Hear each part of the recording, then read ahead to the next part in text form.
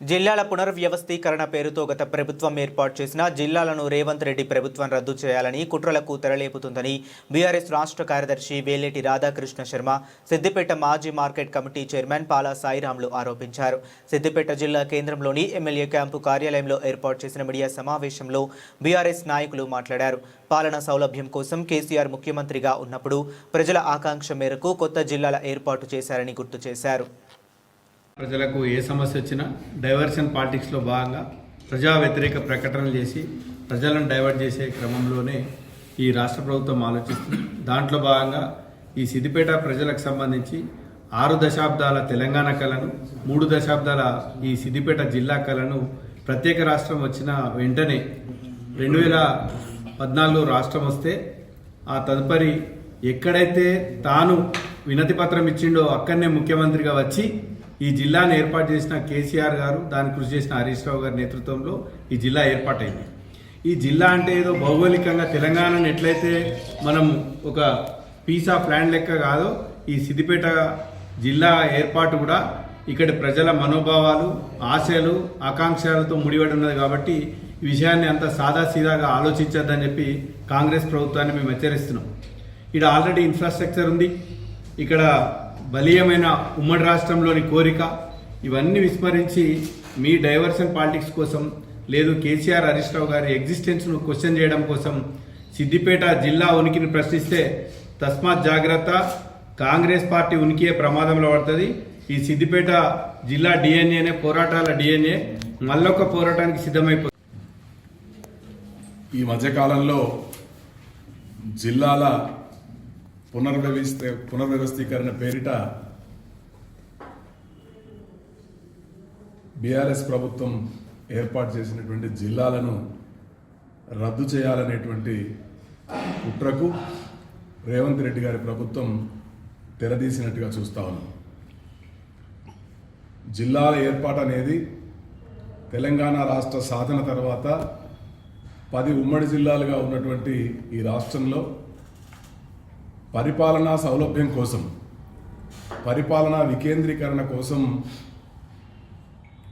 ఆ ప్రాంత అవసరాలను బట్టి కొత్త జిల్లాల ఏర్పాటుకు కేసీఆర్ గారు శ్రీకారం చుట్టడం జరిగింది. ఆనాడు ప్రజలందరి కోరిక మేరకు, ప్రజల ఆకాంక్ష మేరకే కొత్త జిల్లాల ఏర్పాటు అనేది చేయటం జరిగింది. ప్రత్యేకంగా సిద్దిపేట జిల్లా అనేది ఉమ్మడి ఆంధ్రప్రదేశ్ రాష్ట్రంలోనే ఎన్నో ఏళ్లుగా ఉన్నటువంటి ఈ ప్రాంత ప్రజల బలమైన ఆకాంక్ష సిద్దిపేట జిల్లా కావాలని కోరుకోవటం.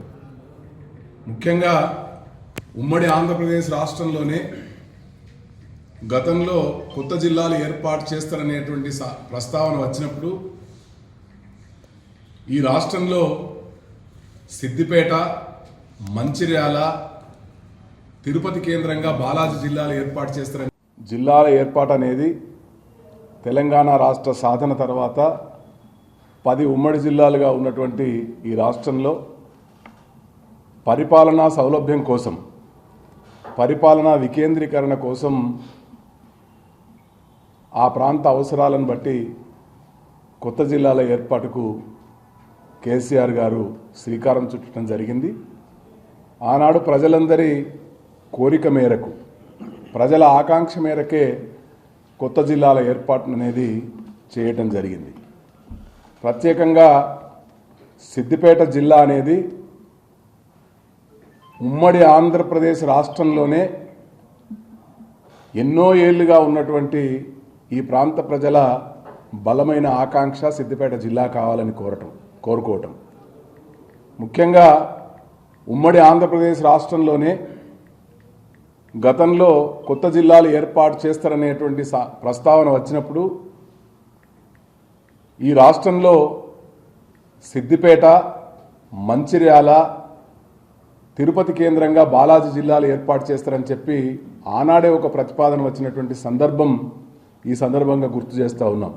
అంటే ఉమ్మడి ఆంధ్రప్రదేశ్ రాష్ట్రంలో కొత్త జిల్లాలు ఎప్పుడు ఏర్పాటు చేసినా సిద్దిపేట పేరు మొట్టమొదటిగా కనపడేటువంటి సందర్భాన్ని గతంలో చూసినాం. 1983లో